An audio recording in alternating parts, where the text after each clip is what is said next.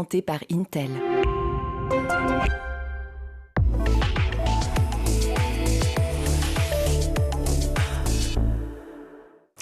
Bonjour à tous et bienvenue dans le grand JT d'éducation. Tout de suite le sommaire. Le report des épreuves du bac en mai, 6 semaines en cours ou 6 semaines de stage en entreprise rémunéré 600 €. Eh bien, c'est la réforme du lycée professionnel pour l'année de terminale qui fait grincer les dents des syndicats en cette journée de grève. On en parle avec nos invités. Vos enfants réchignent à manger certains aliments, c'est peut-être parce que l'alimentation mérite aussi une éducation. On en parle avec notre invité dans la seconde partie de l'émission. Comment a été reçu le classement PISA à l'étranger? C'est ce que détaillera Guillaume Ouattara dans sa chronique. Mais avant cela, on fait un point sur l'actualité de l'éducation avec Guillaume. Bonjour Guillaume. Bonjour Virginie, bonjour à tous. Ouvrons ce journal avec cette mobilisation contre la réforme du lycée professionnel, avec une participation moins forte que prévu selon le ministère. Oui, c'est le chiffre qui est sorti à la mi-journée. 10,81% des professeurs des filières professionnelles, des lycées professionnels sont en grève. Voilà le chiffre communiqué par le ministère. Une participation en demi-teinte donc pour ce mouvement, moins suivi que l'on aurait pu le penser. À noter que des enseignants de lycées généraux et technologiques ainsi que des enseignants de collège, un peu plus d'1%, ont suivi le mouvement en soutien à leurs collègues. Vous y reviendrez dans quelques instants avec vos invités. On ne va pas déflorer le sujet, mais les enseignants, évidemment, ils s'inquiètent d'une possible disparition de certaines voies professionnelles et depuis de toutes les réformes. Alors poursuivons donc avec ce déplacement hier du ministre de l'Éducation nationale, Gabriel Attal, à Issou, où une enseignante est injustement accusée d'islamophobie après avoir montré un tableau de la Renaissance avec des femmes dénudées. Oui, les faits se sont produits au collège Jacques-Cartier d'Issou dans les Yvelines. Jeudi 7 décembre, cette enseignante de français décide d'aborder la Renaissance dans son cours et de montrer un tableau de la Renaissance, Diane et Actéon, qui représentent 5 femmes nues.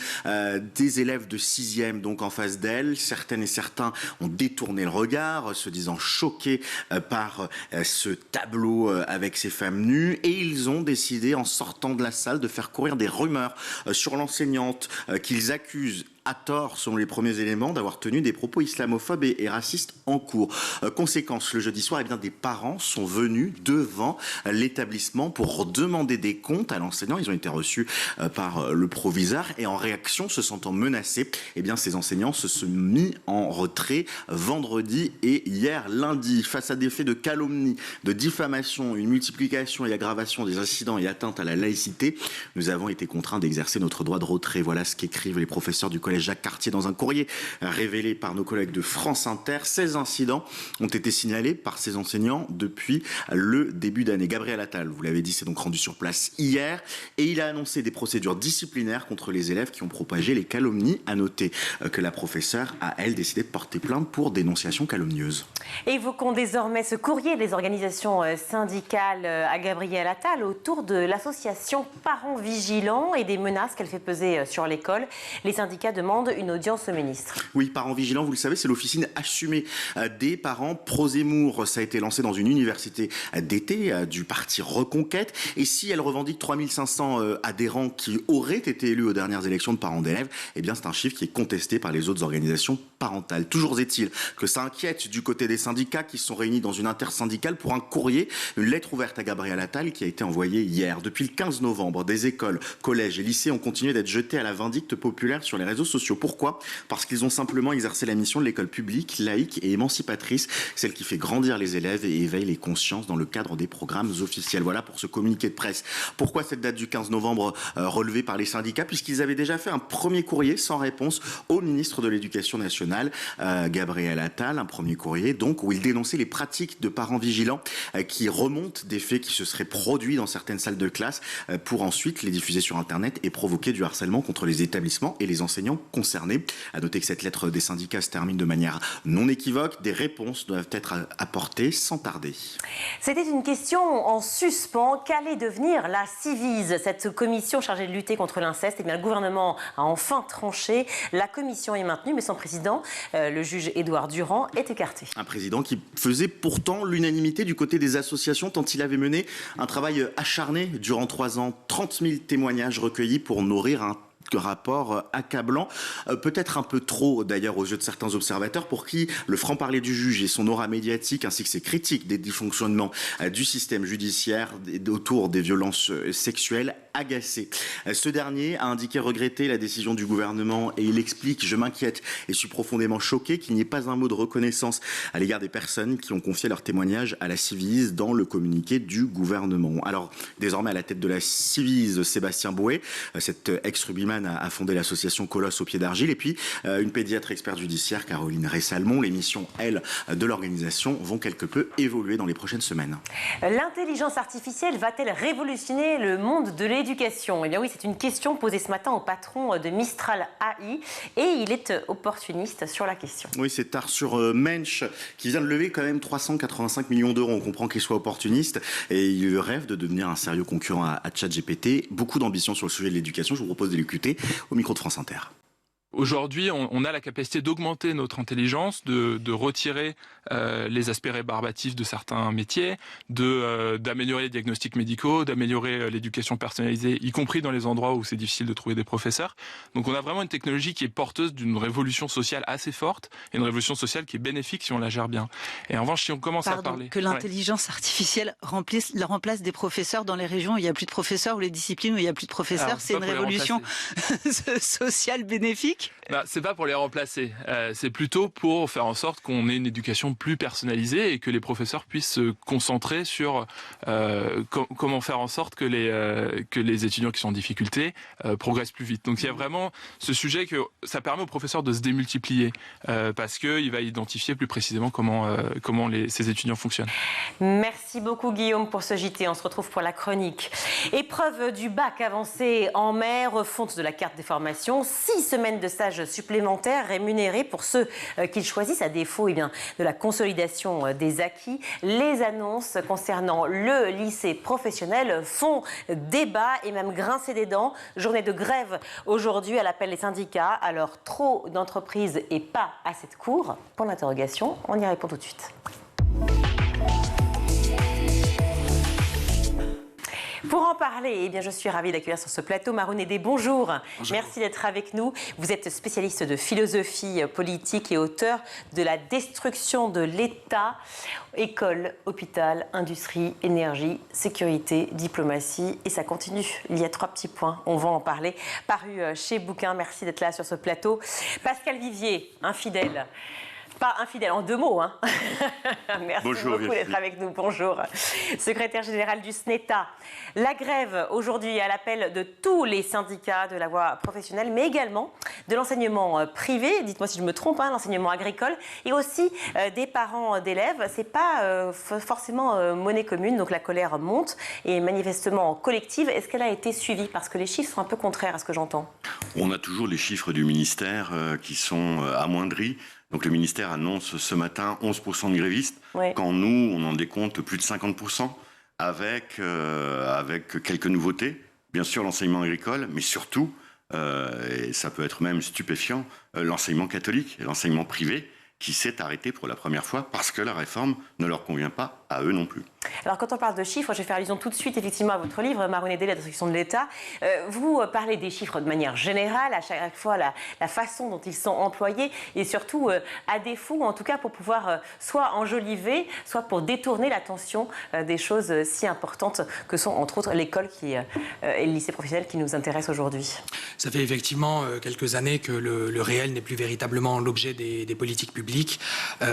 Beaucoup de réformes portent essentiellement sur des statistiques. On l'a vu par exemple pour le baccalauréat, donc à partir du 80% au bac, qui a été un objectif où finalement on a essentiellement baissé le niveau d'exigence du baccalauréat jusqu'à quasiment supprimer l'épreuve, qui permet aujourd'hui d'atteindre quasiment 93% de réussite au baccalauréat, au même moment où on nous explique que le niveau du système éducatif n'a jamais été aussi faible. Et en fait, les chiffres masquent l'abandon d'une véritable politique éducative de la part du ministère qui cherche essentiellement à faire de la communication.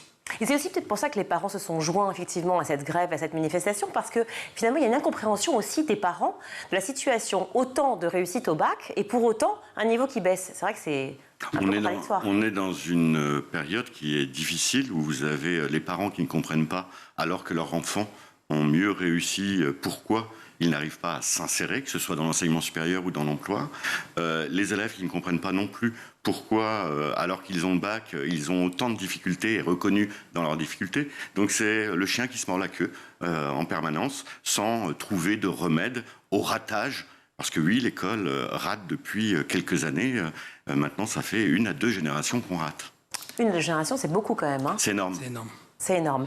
Vous êtes en colère, Pascal Vivier, vous l'avez signé partout. D'ailleurs, c'est le titre de beaucoup d'articles qui ont paru hier et aujourd'hui au sujet du lycée pro. Vous dites « Le choc de la réalité n'a pas eu lieu ». Quelle réalité ? La réalité de qui sont nos élèves, où on les amène, ce qu'attendent les entreprises. Je vois dans les éléments de langage qui sont donnés une tentation de vouloir nous opposer aux entreprises alors que c'est notre premier allié. On y place pendant 5 mois nos élèves. 5 mois, ce n'est pas rien.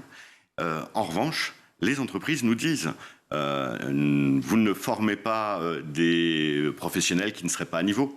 En revanche, vous nous amenez des jeunes qui n'ont pas les bases scolaires requises en français, en mathématiques, mais également pouvoir se situer spatialement dans le monde dans lequel on est.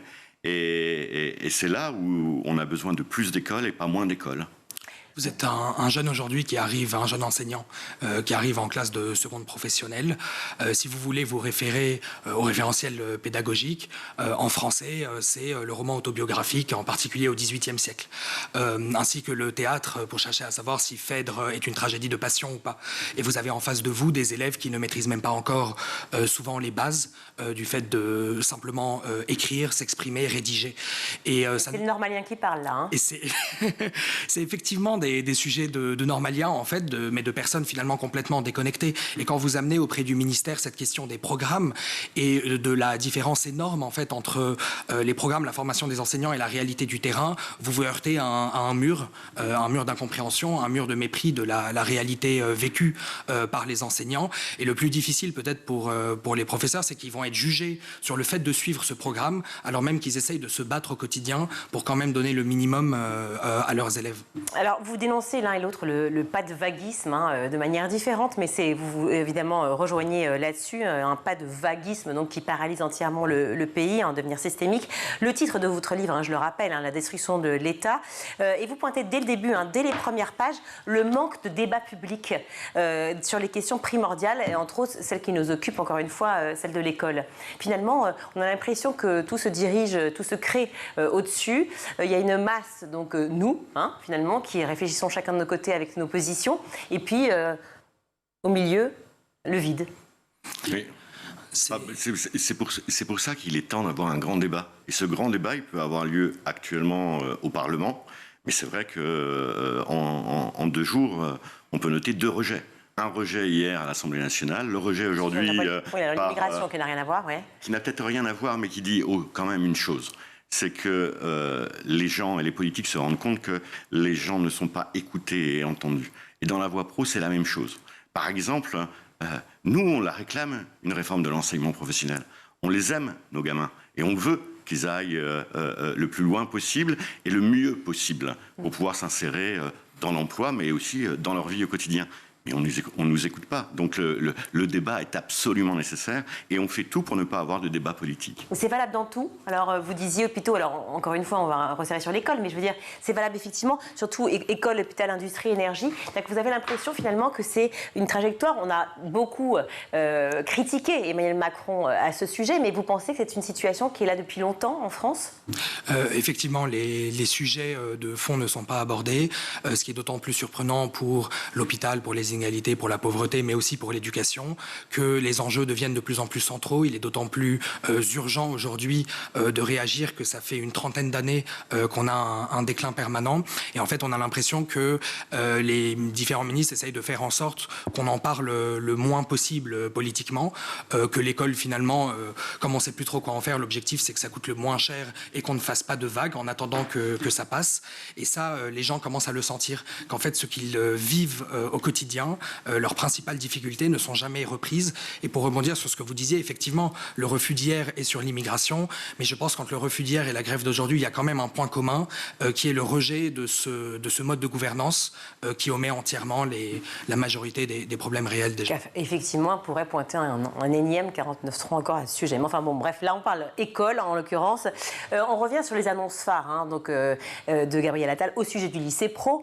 Le report, ou plutôt le décalage des épreuves du bac et ces stages. Donc une professionnalisation des élèves. On en a parlé ici plusieurs fois ensemble, avec 2 phases. Est-ce que vous pouvez nous rappeler effectivement ces annonces pour que ce soit clair pour ceux qui nous regardent? C'est difficile d'être clair parce que même nous, on a du mal à y comprendre et que ça évolue chaque jour. En gros, on avance des examens en cours d'année. Alors un coup c'est en mars, maintenant c'est en avril, peut-être que dans 10 jours ce sera en mai. En tout cas, on avance les examens. Alors que Gabriel Attal, sur le baccalauréat général et technologique, repousse les examens en juin. Donc on a l'effet inverse. Avant de les avoir avancés. Avant de les avoir avancés, ça c'était la réforme de Jean-Michel Blanquer. Et le deuxième temps, c'est de se dire, eh bien on va envoyer les jeunes en stage, 6 semaines supplémentaires, alors qu'ils sont déjà 5 mois en entreprise. Et que ce ne sont pas d'entreprises qu'il manque. C'est vraiment de français, de mathématiques, de base scolaire et de base culturelle. Mais là encore, quand on parle et quand on a des éléments de langage comme le choc des savoirs, bien pour nous, c'est moins 170 heures de cours. Donc il va falloir qu'on m'explique comment on arrive à un choc des savoirs en enlevant des heures de cours. Alors, moins 170 heures de cours, c'est sur combien de temps ça? Sur 3 ans? Sur les 3 ans, seconde, première et terminale. D'accord. En maths, en français, dans les matières? Dans toutes les matières. Dans toutes les matières. On parle donc de ces fameux stages. Donc il y a une première période, pour être clair, donc de 5 mois de stage, et puis une deuxième période qui se fait au choix de l'élève, soit un choix donc vers une période de stage, qui est donc rémunérée 100 € par semaine, soit effectivement une consolidation des savoirs en vue éventuellement d'études supérieures ou d'un diplôme. Clairement, est-ce qu'on peut imaginer que les étudiants vont choisir la voie du stage? Ils vont y aller parce que, vous l'avez dit, c'est 100 € la semaine. Et la plupart de nos élèves sont issus des milieux les plus populaires. On va être clair, sont issus des familles les plus pauvres. Et s'asseoir sur 600 €, 6 semaines de stage, c'est 600 €, c'est pas possible. Ce n'est pas possible pour nos élèves. Et nous faire croire que des élèves vont faire le choix d'un rustinage en fin de scolarité sur ce qui leur manque pour pouvoir mieux accéder à l'enseignement supérieur, c'est se mettre le doigt dans l'œil. Les élèves que nous aurons en cours à la place d'être en stage sont les élèves qui n'auront pas été pris par les entreprises parce que les entreprises ont autre chose à faire que d'être formatrices en permanence avec ceux qui sont en stage en BTS, en IUT, ceux qui vont maintenant être en stage en seconde générale et technologique, ceux qui sont en stage en CAP. On va même avoir un goulet d'étranglement avec un grand nombre de jeunes en stage au mois de juin. Donc de toute façon, ces 6 semaines en plus, 6 semaines en moins, ça arrive à la fin et ça ne rustinera rien. Ça ripolline peut-être un peu, mais ce n'est pas du tout à la hauteur de l'enjeu de l'enseignement professionnel. Est-ce qu'avec ce stage, on sort avec une certification? Aucune. Le premier stage, oui. Les 5 mois de début, alors oui, bien sûr. C'est ce qu'on appelle des périodes de formation en milieu professionnel avec des évaluations pendant ces périodes-là.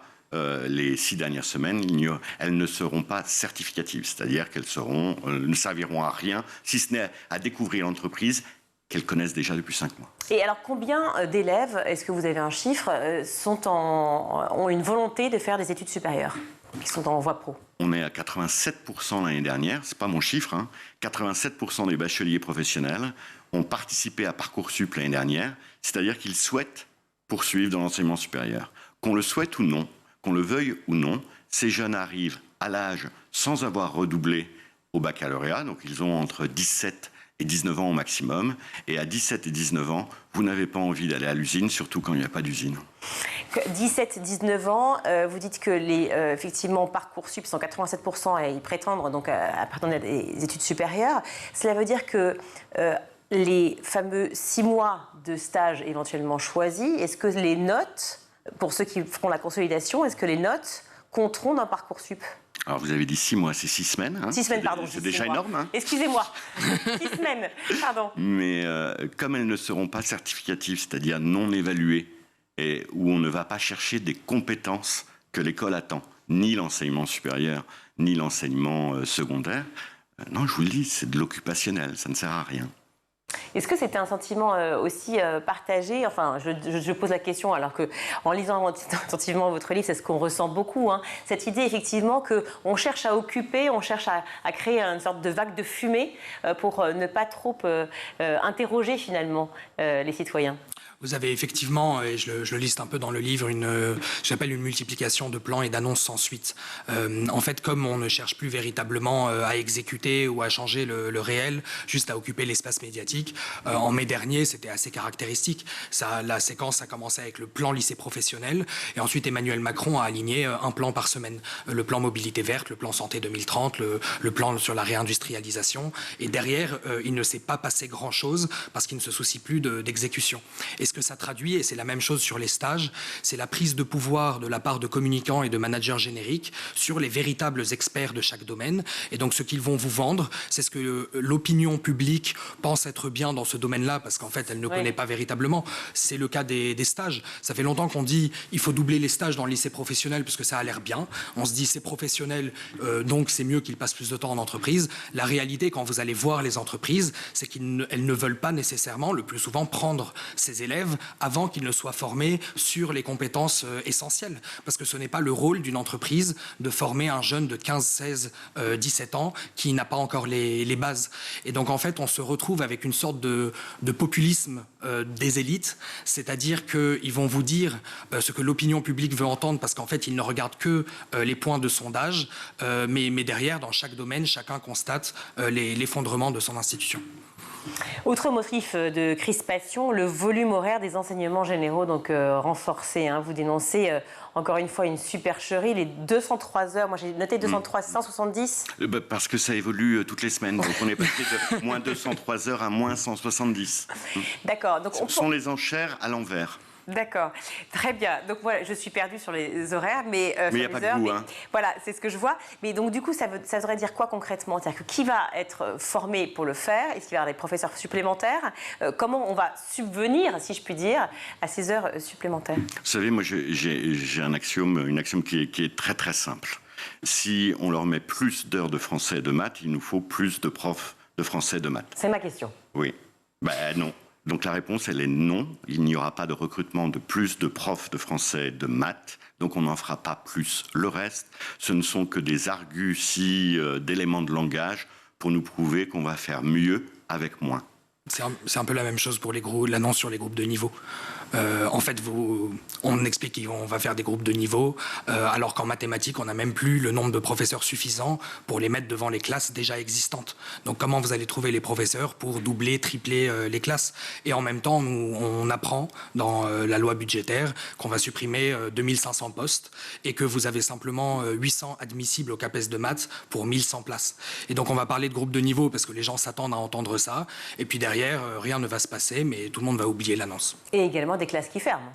Et également des classes qui ferment, bien sûr, parce que faute d'enseignants. En fait, il manquait 3000 enseignants à la rentrée. On a dû trouver à peu près 500 remplaçants. Et puis pour les autres, on est obligé de fermer les classes. Et le nombre d'élèves par classe est en train d'augmenter. On est à peu près à 35 aujourd'hui en moyenne. La réforme de la carte des formations. Ça aussi, c'est une autre mesure annoncée par le ministre Gabriel Attal. Un quart des diplômes jugés non insérants doivent être transformés d'ici la rentrée 2026, selon Carole Grandjean. C'est-à-dire, déjà, on n'est pas d'accord sur le terme de non insérant. Vous pouvez avoir un bac pro, et on va prendre les diplômes les plus problématiques, c'est-à-dire dans le tertiaire, secrétariat, comptabilité, qui n'insèrent pas au niveau du bac. Vous ne pouvez pas avoir un emploi dans ce secteur-là avec le bac. En revanche, vous pouvez avoir un emploi au niveau du BTS ou de la licence pro. Donc ce bac pro n'est pas insérant et devient propédeutique à l'enseignement supérieur. Il n'est pas insérant au niveau du bac, mais il permet d'avoir un vivier de jeunes qui vont faire des études supérieures, du BTS en compta, en secrétariat, des licences pro, et ça fonctionne. Donc c'est la première des choses. On n'est pas forcément d'accord sur c'est quoi un diplôme insérant. Et ensuite, revoir la carte des formations, la première chose à faire, c'est partir d'une réalité. En 2050, nous aurons plus de la moitié des métiers qui n'existent pas aujourd'hui, donc il faut les inventer. Est-ce qu'on met les entreprises autour de la table pour savoir de quels salariés elles auront besoin à 10, 15 ans? Est-ce qu'on met les profs autour de la table, les parents? Jamais. Donc on n'a pas de nouveaux diplômes. Donc revoir la carte des formations, elle est revue tous les ans dans les régions, au plus près des entreprises. Ça, c'est la réalité et on veut nous faire croire l'inverse. Et tout d'un coup, on nous dit, écoutez, on va fermer les formations non insérantes, comme si ce n'était pas le cas.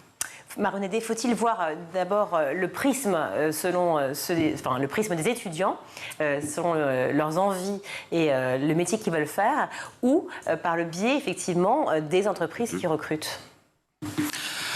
Je pense que c'est assez important de prendre en compte évidemment le choix des étudiants. Le problème aujourd'hui, c'est que vous ne leur donnez pas les moyens de choisir réellement.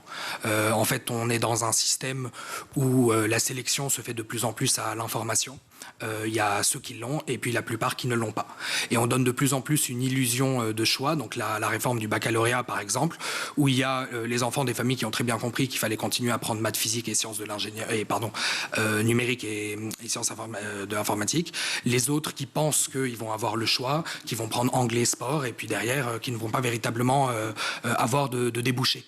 Et donc je pense qu'il faut terminer avec ça parce que, par exemple, vous prenez en terminale, 83% aujourd'hui des élèves pensent qu'ils auront un bac plus 5 quand on les interroge. Dans la réalité, ils sont entre 20 et 25% à l'avoir.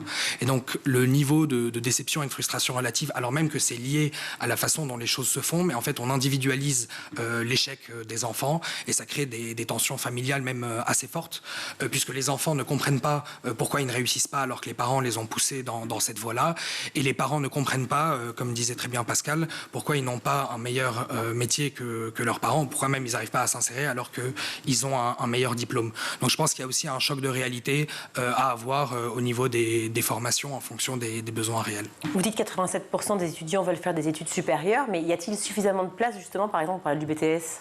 On a exactement les mêmes nombres de places en BTS parce que c'est quand même la voie royale pour nos élèves bacheliers professionnels. Leur faire croire, espérer qu'ils vont aller à l'université et finir chercheurs, c'est aussi les tromper. Donc la voie royale. Ça peut arriver. Ça peut arriver, ça arrive toujours. Vous avez toujours des exceptions. Et tant mieux que ces exceptions puissent avoir lieu. En revanche, la grande majorité, la voie royale, c'est le BTS, c'est la licence pro. Et nous n'avons pas, je vous dis, depuis 1991, on a multiplié par 3 le nombre de bacheliers professionnels. On a exactement le même nombre de places de BTS et de licence pro. C'est-à-dire qu'on ne veut pas s'interroger non plus pourquoi ces enfants, qui sont si jeunes, veulent poursuivre et quel est le chemin de la réussite pour eux. Donc il faut ouvrir des places de BTS, de licence pro pour ces jeunes et obtenir pour les entreprises des salariés réellement qualifiés. Mais alors, il faut nous donner un objectif. De quels salariés nous voulons à 10 ou 15 ans? Et cette question-là, elle est politique. Et quand vous parliez de réforme et de débat tout à l'heure, ce qui est quand même surprenant, c'est qu'on en discute depuis maintenant plus d'1 an de la réforme de l'enseignement professionnel. Pas une fois, on a eu un débat dit démocratique, c'est-à-dire à l'Assemblée nationale. Tout ça ne passe que par des décrets, tout ça ne reste qu'en vase clos dans l'éducation nationale sans qu'il y ait un réel débat. Et comment on n'a pas le courage de créer ces nouvelles formations dont on a besoin, notamment professionnalisantes? Ce qu'on fait, c'est qu'on envoie les élèves dans des licences où la plupart vont échouer. Vous avez aujourd'hui 330 000 élèves en licence lettres, langues et arts. Vous en avez 80 000 en psychologie en STAPS. Et les taux d'échec, vous avez à peu près la première année 1 sur 2 qui échoue et 100 000 élèves qui sortent de l'enseignement supérieur sans diplôme. Et donc, mais qu'est-ce qu'on dit à un élève qui a absolument envie de faire ce cursus-là? Eh bien, qu'il y aille. S'il a absolument envie, qu'il y aille. Le problème, c'est qu'aujourd'hui, on ne leur présente pas véritablement les différentes options qu'ils ont. On ne leur présente pas véritablement les chiffres par rapport aux différentes options. Ils ont une vision un peu biaisée. Par exemple, gestion.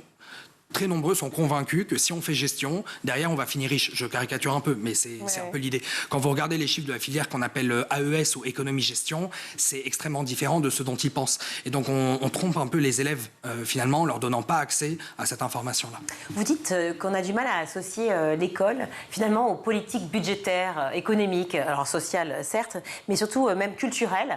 Alors que c'est vrai que je regarde le budget de l'éducation nationale, ça reste quand même le premier budget de l'État, augmenté d'ailleurs d'ailleurs récemment, de à peu près 4 milliards pour notamment les salaires. Alors, qu'est-ce qui se passe? Le lycée pro n'en bénéficie pas? Ah si, moi je peux vous dire que le milliard qui est mis sur la table pour la réforme de la voie pro, c'est un vrai milliard. C'est énorme. C'est énorme. Mais il est totalement gâché. Il va dans les nouveaux personnels, chefs des bureaux des entreprises dont on n'a pas encore compris réellement l'utilité, et il va aussi dans la gratification des élèves, les 100 € par semaine en terminale pour les stages. Là, rien que la gratification, c'est 500 millions d'euros. Est-ce que c'est bien utile quand ça ne travaille même pas l'estime de soi pour les élèves, sachant que pour tous les élèves mineurs, ce sont les parents qui vont toucher cet argent. Donc, c'est un gâchis énorme. C'est finalement, alors qu'on veut faire mieux, on dépense beaucoup plus, inutilement, dans un gâchis total, et personne n'y retrouve ses petits. On va vers une privatisation de l'école, Maron Hédé? Effectivement, en tout cas, le fait qu'on continue à démanteler le système public le rend beaucoup plus facilement attaquable. Et derrière, on voit proliférer des formations privées qui sont plus ou moins réglementées. Et on voit la tragédie dans l'enseignement supérieur avec des groupes privés qui prospèrent sur les échecs de Parcoursup et de l'orientation notamment, avec des parents et des élèves désespérés à qui ils vendent des faux diplômes, des bachelors, des masters, accent grave RE, qui sont des diplômes qui ne sont pas reconnus par l'État, qui coûtent très cher, avec une publicité quasi mensongère sur les salaires à la sortie. Je pense notamment aux écoles de commerce totalement privées post-bac. Et ça, l'État n'accepte pas de le réguler, et on est en train d'aller vers une marchandisation de ce qui est quand même le bien essentiel pour former les compétences et la cohésion nationale de demain. Merci d'avoir été avec nous tous les deux. Maron Hédé, je rappelle que vous êtes spécialiste de philosophie politique et auteur de cet excellent livre, La destruction de l'État, paru aux éditions Bouquin. Cher Pascal, merci beaucoup d'avoir été avec nous. Merci. Bravo pour le combat. Secrétaire général du SNETA. On se retrouve très prochainement, évidemment, pour refaire un point sur ce sujet qui, vous le savez, me tient à cœur. Merci. On marque une courte pause, on se retrouve.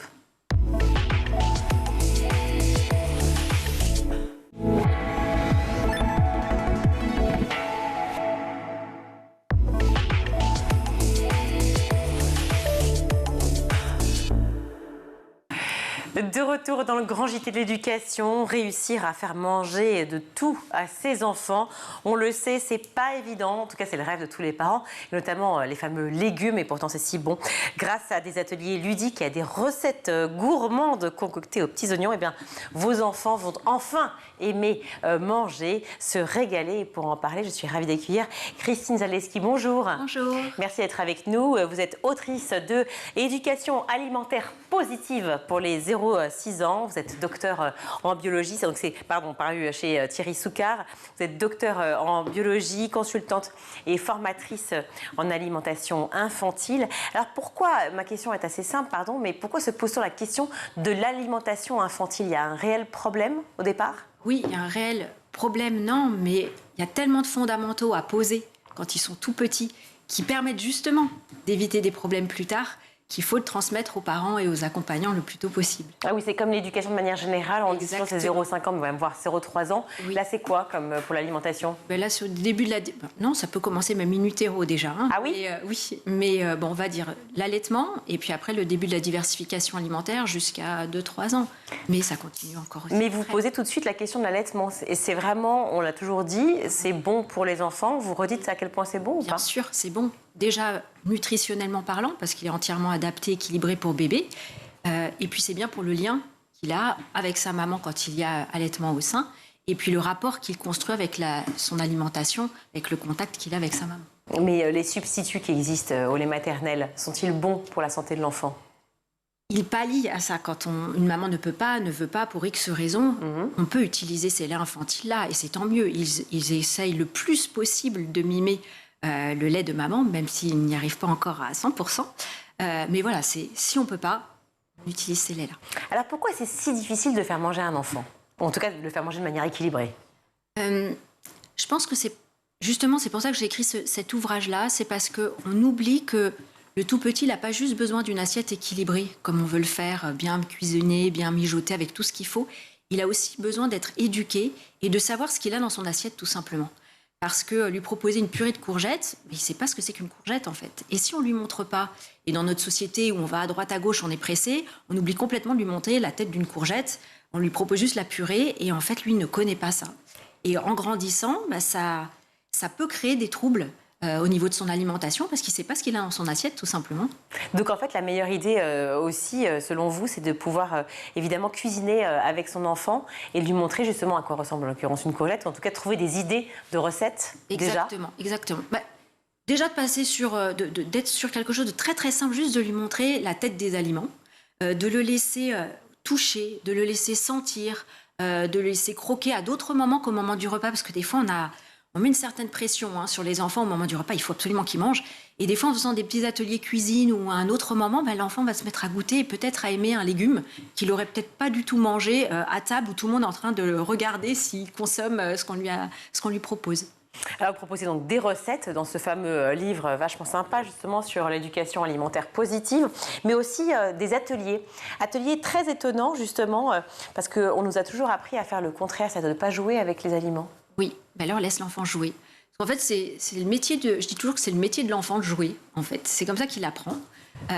Et pour apprendre les légumes, notamment les légumes, mais tous les autres aliments aussi qu'il aura dans son assiette, il faut tout simplement le laisser jouer, le laisser découvrir, le laisser attraper, le laisser écraser, le laisser tout faire avec ses aliments. Vous deviez jouer avec les aliments, non? Moi, je jouais beaucoup. Ouais, je me faisais beaucoup enguirlander. Mais qu'est-ce qui fait... moi, il y a plein de questions qui viennent quand on parle de l'alimentation des enfants. Mais qu'est-ce qui fait d'abord que les enfants, qu'il y a des choses qu'on n'aime pas? Est-ce que c'est psychologique? Est-ce que c'est... moi, par exemple, j'aime jamais les choux de Bruxelles. Je peux pas. Même adulte, j'en mange. Et c'est pas qu'un caprice d'enfant, alors qu'il y a d'autres aliments qui, avec le temps, sont... Non, mais qu'est-ce qui fait qu'on trouve que c'est bon ou pas bon? Mais en fait, il y a plein de choses. Déjà, le goût évolue. Donc, c'est important de reproposer des fois les aliments en fonction de la façon dont c'est cuisiné. Des choux de Bruxelles vapeur, c'est peut-être moins bon que des petits choux de Bruxelles mijotés avec des oignons et des petits lardons, par exemple. Donc il y a la façon dont c'est cuisiné, il y a la façon dont on a éduqué. Peut-être que des fois, avoir découvert les choux de Bruxelles quand on était un peu plus grand, c'est plus difficile de les apprécier que quand on les a découverts tout petits, où on ouvrait plus facilement la bouche un petit peu à tout. Puis le chou de Bruxelles, c'est peut-être un mauvais exemple, parce que scientifiquement parlant, on commence à montrer... c'est dégoûtant. Non, on commence à montrer qu'il y a peut-être des gènes qui seraient activés ou non chez certaines personnes et qui permettraient d'aller plus facilement vers certains légumes. Et il y a notamment des choses qui ont été montrées avec le chou de Bruxelles. Donc d'autres légumes qui seraient peut-être plus, qu'on dirait moins intéressants, je ne sais pas, l'artichaut ou d'autres, effectivement. Et vous dites que juste les cuisiner autrement, les cuisiner différemment, les appréhender autrement, exactement, pourrait tout changer. Oui, exactement, parce que, on le sait tous, la classique purée de carottes, vapeur, ça n'a pas le même goût que quand c'est bien cuisiné. Le chou-fleur avec une sauce béchamel ou autre, c'est complètement différent. Donc c'est pas parce que l'enfant n'a pas aimé la purée de carottes toute seule qu'il va pas aimer une purée de carottes avec un petit oignon ou des échalotes ou autre.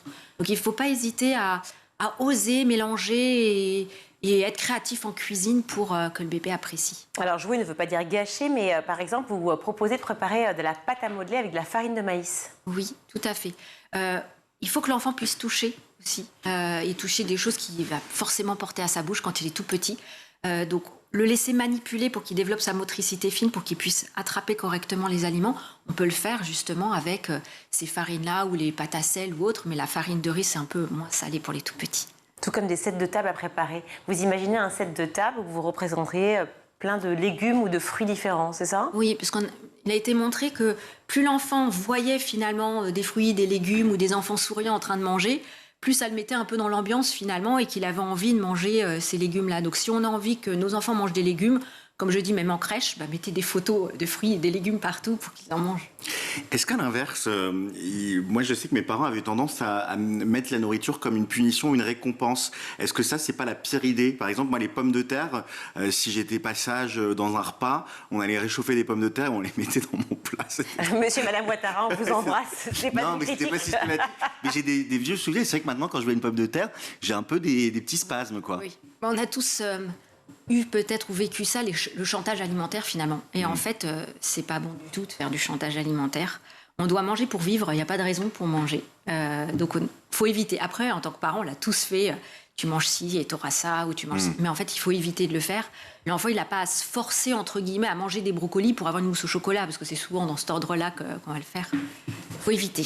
Donc plus on met l'enfant finalement au cœur de la cuisine, finalement principal acteur de la cuisine, plus il va développer ses sens. Tout à fait. De la cuisine de façon générale, qui voit, qui touche, qui sent, le plus tôt possible. C'est vraiment pour ça que je voulais faire ce livre 0-6 ans, pour montrer que dès le plus jeune âge, dès tout petit, parce que des fois les parents me disent mais il a 6 mois, qu'est-ce que vous voulez qu'il fasse en cuisine?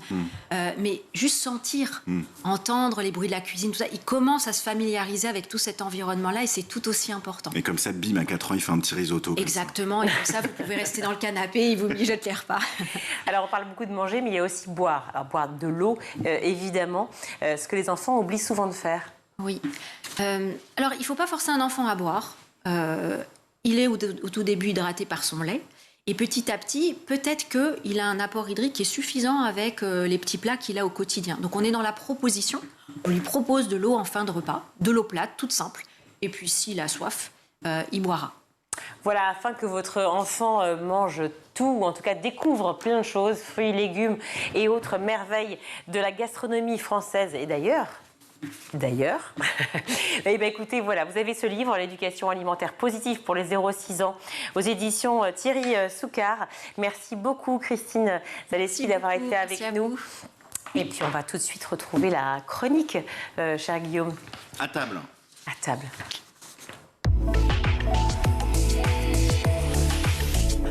Guillaume, la semaine dernière, nous avons beaucoup évoqué les résultats du classement international PISA, qui a donné des sueurs froides au ministre de l'Éducation nationale et aux Français aussi d'ailleurs. Ce dernier a d'ailleurs annoncé mettre en place un choc des savoirs pour permettre une augmentation des fondamentaux. Pour votre chronique, vous êtes demandé si l'impact était le même à l'étranger. Bah oui, est-ce que nos voisins européens sont autant, on va le dire, dans la mouise, dans la panade que nous, petits Français? Ce qui m'a mis la puce à l'oreille, figurez-vous, eh bien c'est le côté un petit peu fanfaron du Royaume-Uni, alors qui est plus dans l'Union européenne, mais qui est quand même dans l'Europe des cœurs. Et je sais pas pourquoi je veux faire de la géopolitique, je n'y arrive pas. Mais en tout cas, au Royaume-Uni, eh bien la secrétaire d'État à l'éducation, elle est toute contente, elle est très heureuse des résultats de PISA. Regardez ce qu'elle dit. Sous le gouvernement travailliste, nos normes éducatives ont chuté de manière significative, de 8e à 27e en maths, de 7e à 25e en lecture et de 4e à 16e en sciences. Grâce au travail intense de nos enseignants et de nos élèves et aux réformes sous ce gouvernement conservateur, nous avons remonté la pente et sommes 11e en maths, 13e en lecture. Chaque fois que les travaillistes sont au pouvoir, les standards éducatifs dégringolent. Les conservateurs sont les seuls à prendre des décisions au long terme pour permettre à nos enfants d'avoir une meilleure éducation. Alors on le voit effectivement, à la différence de Gabrielle Attal, elle se réjouit de ces résultats, mais a-t-elle raison de se réjouir? Eh bien absolument pas, Virginie. Non, non, non et encore non. Les Anglais n'ont pas à se réjouir du classement PISA. Oui, sur le papier, comme elle le dit, le classement n'a pas évolué. Les Royaume-Uni s'en sort plutôt bien sur les fondamentaux, les maths, la lecture. Mais dans les faits, eh bien, ces résultats ne représentent absolument pas le niveau des élèves. Pourquoi? Eh bien, c'est le magazine School Suite qui le détaille. Une école sur 3 en Angleterre et un élève sur 4 ont refusé de participer aux évaluations PISA. Les bons élèves risquent donc d'être surreprésentés dans cette étude. En clair, l'échantillonnage qui a été pris pour PISA au Royaume-Uni, il est faux. Et ça a un impact puisque même l'OCDE qui organise ce classement dit que les résultats sont sans doute surestimés de 7 à 8 points. Donc, en vrai, le Royaume-Uni n'est peut-être pas aussi bon. Et ça n'est pas le seul pays. Et ça, c'est très intéressant puisqu'on n'en parle pas beaucoup en ce moment quand on parle de PISA. Mais les résultats internationaux, eh ben, tout le monde ne respecte pas les mêmes règles du jeu. Aux États-Unis ou en Chine, de la même façon, les échantillons qui sont pris pour faire les classements PISA n'étaient pas représentatifs de la situation du pays. Ah oui, effectivement. Alors, un manque de fair play pour certains pays. Alors, cependant, il y a un pays qui lui, peut-être, a été un peu trop, fair play, comme la France d'ailleurs, c'est l'Allemagne. Aïe, Virginie. Là, en Allemagne, pour eux, c'est vraiment un coup de massue, comme pour la France. Das neue Pisa Debacle, c'est le titre du Spiegel. Vous n'aimez pas mon accent allemand, Virginie? C'est une dégringolade qui est encore plus forte que les Français. Ainsi, les Allemands ont perdu en 2 ans, 25 points, en 4 ans, pardon, 25 points en maths, soit l'équivalent d'une année scolaire. Ils ont une chute de 18 points en compréhension de l'écrit et de 11 points en sciences. C'est un peu plus fort, 21 points en maths pour les Français, 25 points en compréhension de l'écrit, on est pire, nous Français, et seulement 6 points en France, cocorico, on n'est pas si nul et pas si médiocre que ça en sciences.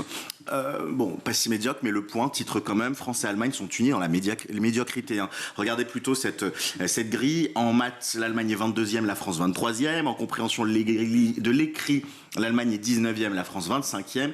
Et en sciences, l'Allemagne est 19e et la France 23e. Alors comment comprendre ce résultat chez nos voisins allemands? Toujours dans le point. Cette analyse de Silke Fauken, journaliste au Spiegel, le système scolaire allemand reste particulièrement injuste sur le plan social. Les performances des élèves dépendent davantage de leur origine sociale que dans la plupart des autres pays de l'OCDE. Et l'effet de l'immigration est également supérieur à la moyenne. Oui, parce que depuis la crise syrienne de 2015, vous le savez, en Allemagne, on a une forte proportion d'immigration. La proportion des élèves issus de l'immigration a augmenté de 13 à 26% entre 2012 et 2022. Parmi ces élèves, 9% sont nés à l'étranger et sont arrivés récemment. La conséquence, malheureusement, c'est que certains ne parlent pas l'allemand à la maison et donc que les niveaux scolaires baissent un petit peu, d'autant plus qu'ils ont parfois été déscolarisés. Donc c'est l'un des impacts. Chacun y va de sa petite analyse. En Allemagne, par exemple, l'AfD, le parti d'extrême droite, critique les méthodes de la gauche en dénonçant des méthodes d'apprentissage qui sont qualifiées de douteuses, notamment celles qui sont basées, vous savez, sur l'écoute et la bienveillance des élèves. Et pour les amis d'extrême droite, je ne sais pas si c'est des amis, mais en tout cas pour les membres de l'extrême droite allemande, ça n'a aucun intérêt. Alors, en guise de conclusion, si je vous suis depuis le début et depuis toutes les chroniques que vous avez faites sur PISA, effectivement, en gros, méfiance. Oui, méfiance autour du classement PISA. C'est vrai qu'on l'utilise comme une massue. Vous savez, c'est vraiment en politique, on utilise comme ça certaines choses. Donc là, c'est le classement PISA. À l'époque de l'arrivée de Parcoursup, on parlait aussi du tirage au sort, Chappé. Mais voilà, c'est des espèces de trucs qui font peur. Rappelons-nous 3 points sur PISA pour peut-être mettre en perspective. D'abord, PISA ne correspond pas au programme scolaire. C'est ce que j'avais déjà dit dans une chronique. Donc, en maths, par exemple, on considère que c'est les maths qui sont importantes pour les élèves de 15 ans, mais c'est pas forcément les maths du programme scolaire. La deuxième chose, vous l'avez vu, c'est le nombre de jeunes qui sont scolarisés dans les pays. Oui, on a des pays qui sont meilleurs que nous, mais ils ont beaucoup moins d'une classe d'âge qui va jusqu'au brevet ou jusqu'au bac. Et vous le voyez d'ailleurs, c'est l'une des stratégies, sans doute pour PISA, de Gabriel Attal, qui veut diminuer le nombre d'élèves qui passent au lycée. Et donc, on aura évidemment moins de jeunes qui seront pris en compte dans le classement de PISA. Est-ce que c'est fait pour ça ou pas?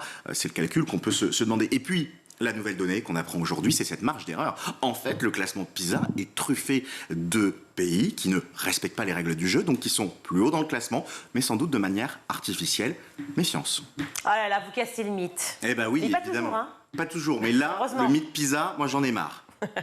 On va retrouver tout de suite Malika Ménard dans Souvenir d'écolier. Et cette semaine, son invité est le sportif Axel Alétru.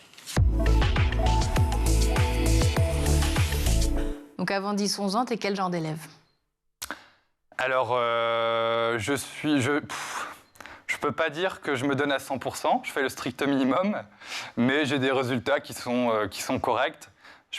À cette époque, je dirais que ma tête était déjà focalisée sur mon rêve qui était de devenir pilote de moto. Donc, depuis tout petit, c'était mon rêve. À 5 ans, j'allais voir mes parents en disant « Papa, maman, plus tard, je vais être pilote de motocross professionnel. » Mais à quel âge tu montes sur une moto? Je monte sur une moto à peu près vers 7-8 ans. Ok. Mes parents voulaient, pour la petite anecdote, mes parents ne voulaient pas que je fasse de moto. Pourquoi? Ils avaient peur? Parce qu'ils trouvaient que c'était dangereux.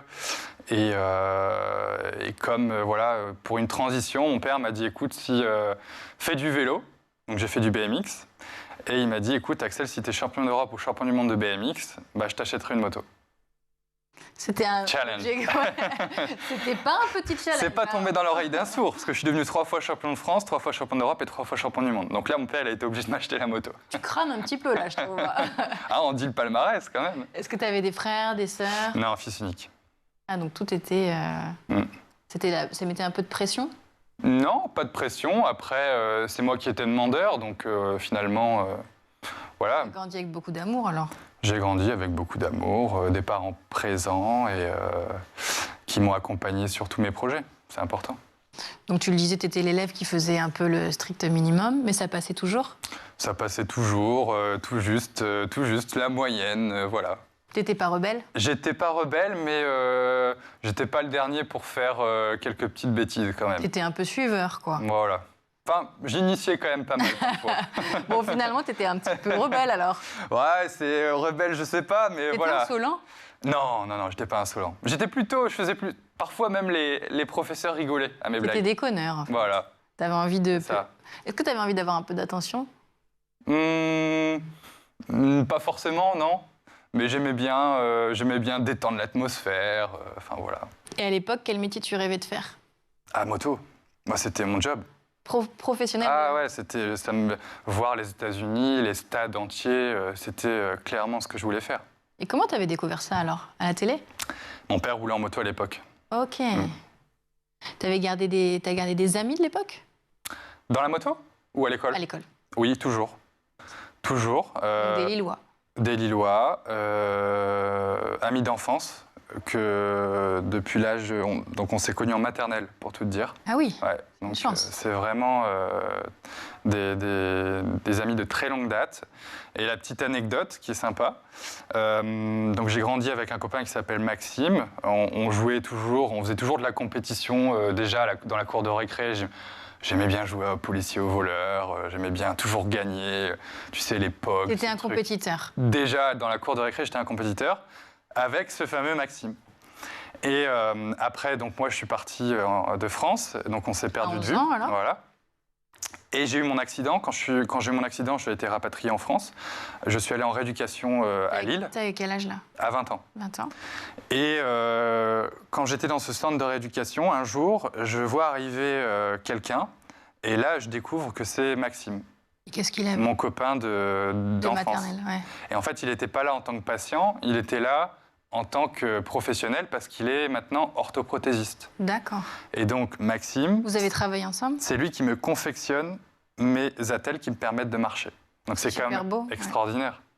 Ouais. Et avec Maxime. Et entre-temps, à ce moment-là, vous étiez plus en contact et vous êtes retrouvés? On s'est perdu de vue parce que moi, je voyageais énormément et voilà. Et là, on s'est retrouvés. C'est lui qui me fait mes attelles. On a été au Dakar ensemble. Donc c'est quand même une superbe histoire d'être au Dakar avec son meilleur ami. Ouais. Puis surtout que tu connais depuis toujours, finalement, quoi. Carrément. Du coup, si on s'intéresse à cette scolarité, ton enfance, c'est des bons souvenirs? Que des bons souvenirs? Ouais, j'aimais bien l'école tout de même. C'est vrai, non, mais ce que j'aimais pas, c'était les devoirs derrière. Oui. C'était devoirs. Tu sais, moi, quand je rentrais à la maison, je voulais aller faire du sport, m'entraîner. Et là, on me disait, bah non, il faut encore faire les devoirs. Ça, j'aimais pas, par contre. Est-ce que tu avais un professeur préféré? J'ai eu... Pas forcément. Non. En vrai, je réfléchis. Est-ce que... En fait, ce qui m'a un peu déçu dans le système scolaire, c'est que on met rarement... Enfin, c'est dommage, je trouve, on met pas forcément en avant les athlètes ou le sport. Donc, mes profs savaient que... Il y a quand même sport-études? Oui, mais malheureusement, pas dans ma section à l'époque motocross. Et donc... Ça a changé depuis? Je pense pas, non. C'est un sport qui est un peu... c'est différent parce que voilà, on voyage beaucoup. C'est pas comme la natation, on peut... Oui, où tu vas t'entraîner tous les jours au même endroit, oui. Donc c'est un peu dommage parce que bon, quand je fais quand même des bons résultats et les profs m'ont jamais vraiment demandé ou encouragé ou ce genre de choses. Donc... Aucun prof du coup avec qui tu pourrais être resté en contact? Non, par contre, j'ai la proviseure du lycée où je suis allé, qui me suit aujourd'hui encore sur les réseaux et elle a suivi tout mon parcours et voilà, on est encore en contact. Ta matière préférée, c'était quoi? Bon, le sport. Voilà. Sport, mais à côté de ça, maths. Ah, ouais. C'est très rare dans cette émission qu'on nous dise ça. Ah, en général, c'est la bête noire. Ah ouais, non, j'adore. Français, c'était ma bête noire. Et toujours? Ah oui, j'écris très mal. Donc ça, c'était la matière cauchemar. Mais ouais. Mais maths, j'aimais très bien. C'est déjà la fin de ce numéro. On se retrouve demain, toujours en compagnie d'Axel Alétru pour la suite de Souvenirs d'écoliers. À demain. Voilà pour cette édition. Merci à vous tous de nous avoir suivis. Merci beaucoup, Guillaume, pour à la fois le JT et la chronique. Moi, vous savez qu'au classement PISA, je préfère la pizza. Vous l'avez quand même faite, la blague. J'ai quand même fait, ouais. Oui, ça vous tenait à cœur, je comprends. À demain. Oui, avec une autre blague peut-être. Et des infos, ça pour le coup c'est vrai. Canal 217 sur Orange, 247 sur les Freebox et schooltv.com pour voir et revoir toutes les émissions. Merci à toute l'équipe du Grand JT. Aujourd'hui, à la réalisation, c'est Théo Boscar, le maquillage Laure Audemont, la rédaction Emma Ferret et Laura Girard. Et merci aussi à Saïd Mamo au son. Bonne soirée, ciao.